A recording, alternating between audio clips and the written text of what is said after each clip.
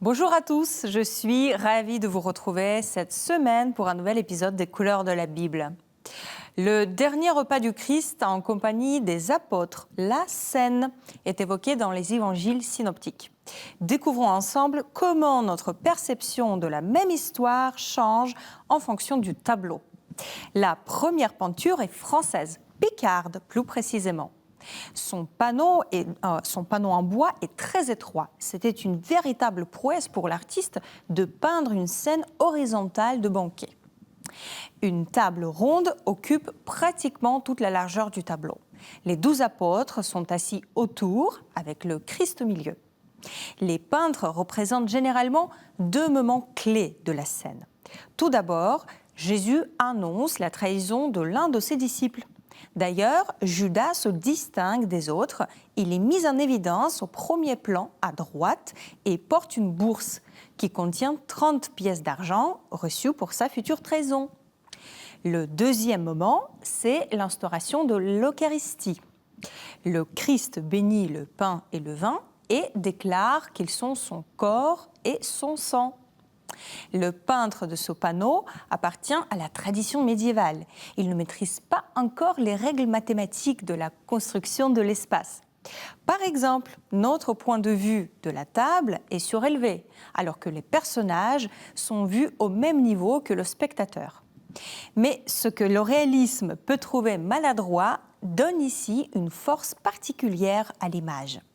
La forte convergence des murs, les bords du dais gothique au-dessus du Christ, les personnages latéraux coupés par le bord, tout ceci guide notre regard et le focalise sur le Christ, sur l'essentiel. Le tableau est donc lisible et expressif. C'est très ingénieux. Si notre peintre français s'efforce de clarifier sa composition, le peintre hollandais Gerbrand van den Eyckhout recherche un tout autre effet. Élève du célèbre Rembrandt, il vit en Hollande du XVIIe siècle où les enjeux artistiques ne sont plus les mêmes. Le peintre cherche à nous plonger dans l'atmosphère nocturne et intime dans laquelle baigne le dernier moment où le Christ est réuni avec ses disciples. Le pain vient d'être rompu par Jésus et l'on aperçoit les réactions des apôtres, l'attention qu'ils portent à son geste et leur surprise.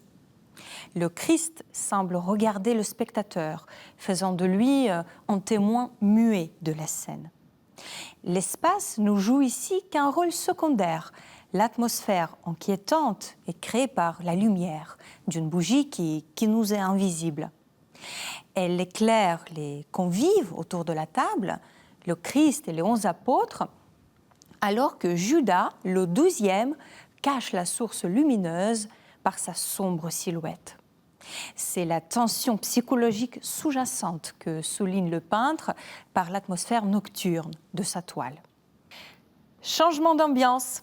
La dernière scène est une esquisse du peintre vénitien Sebastiano Ricci, destinée pour le décor intérieur d'une chapelle privée. Ce n'est plus une scène confidentielle à laquelle nous assistons fortuitement. C'est un repas plus solennel qui se déroule dans un palais en présence de serviteurs qui s'activent à l'arrière-plan. La scène est encadrée par une architecture peinte qui imite le futur cadre de la chapelle. Une vive émotion anime les apôtres. Le Christ, assis au milieu du côté long de la table, vient d'annoncer qu'il sera trahi. Pierre, à gauche, lui demande s'il sera le traître, en se désignant des deux mains. À droite du Christ, un disciple, probablement Jean, est effondré de chagrin.